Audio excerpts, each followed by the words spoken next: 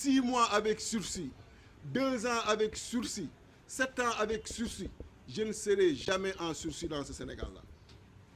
Il n'y a rien qui peut être au-dessus de ma tête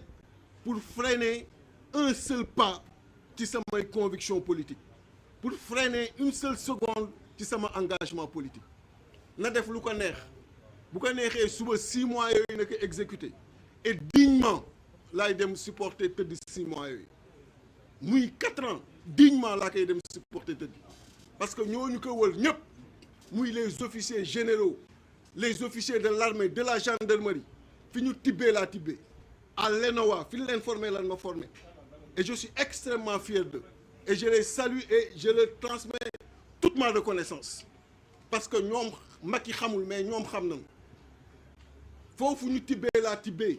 fi ñu leen formé lan ma formé donc lu mu indi ñu naan ko ba mu jeex takk parce que Sénégal jaral nañu ko kon na def lu ko neex na préparer prison bu ko neex fu mu mën a nekk conditions yi fa nekk je trouverai les conditions de ma survie et c'est comme ça moo tax bi ñu yeggee section de recherche le commandant maa ngi koy saluer Aliou Ndiaye qui a été très professionnel jël benn néeg dugal ma fa taal clim bi MDL bi ñëwee dama ne ko fayal clim bi ubbil fenêtre yi bu ko defee ma jël ci chaleur yi jël ci yooyu préparer fi ma jëm parce que je savais qu'il allait me transférer moo tax sama yaram bi yëpp gis ngeen ay matt tatu yoo la parce que dama dem prisonniers yi mën leen bàyyi leen yooyu jël seen asaka ba mu doyal bu ko defee dootuñu ma matt dañu may biiw rek donc pendant 72 heures gars yi matt ba doyal après di biiw jeex na où est le problème amul benn problème fekkee dañoo bëgg jóg pour liggéeyal Sénégalais il faut ñu assumer loolu donc pour wane rek ni li mu def amul lu muy wàññi day gën a yokk suñu motivation yokk suñuy conviction parce que dañoo jóg pour liggéey Sénégal dañoo jóg pour defar Sénégal dañoo jóg pour faire retrouver le Sénégal sa dignité et loolu ma koy wax au procureur de la République bi nga xam ni bi muy dugg keroog il était entré avec ses airs pensant que pour une fois on est là devant lui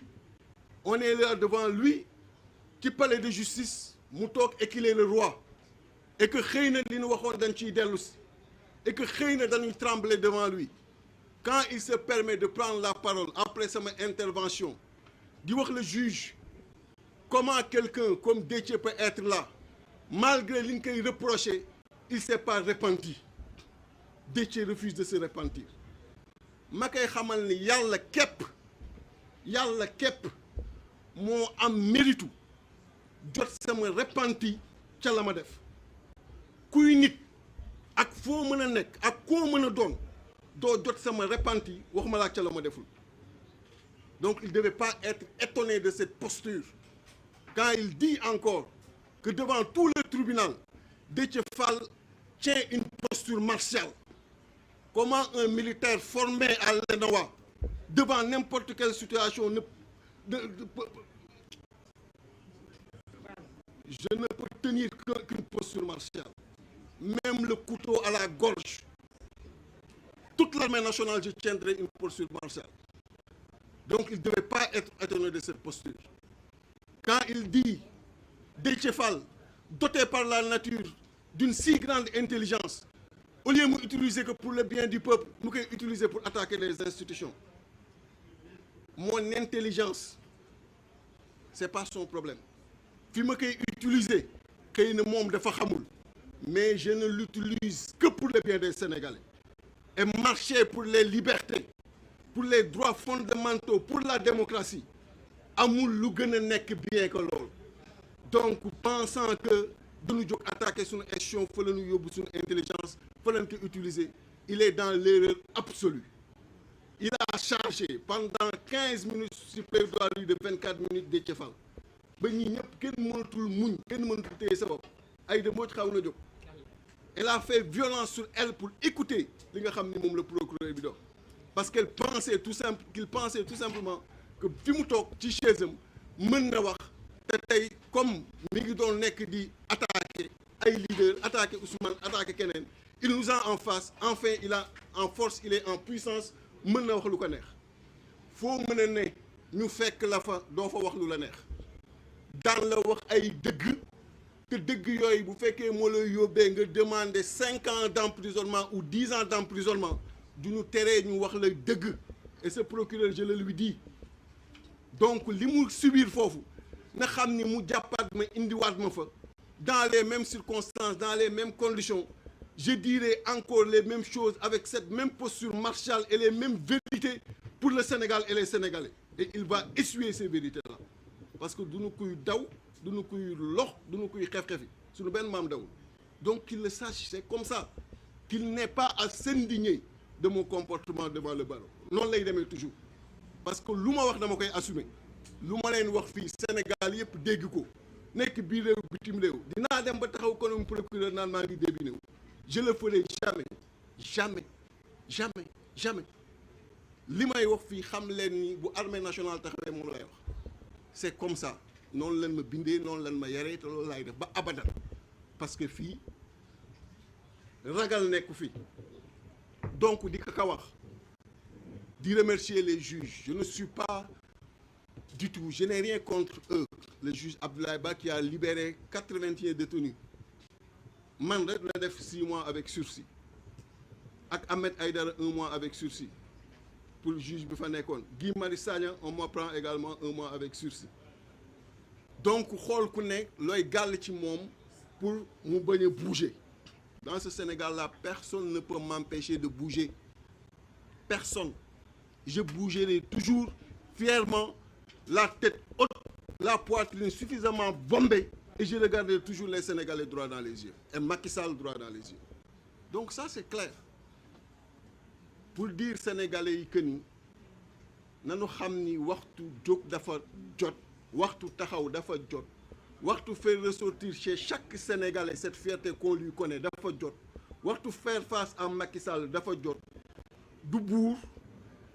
du lenn c'est un président de la République et ce titre il le tire de la Constitution c'est parce qu'on est dans une république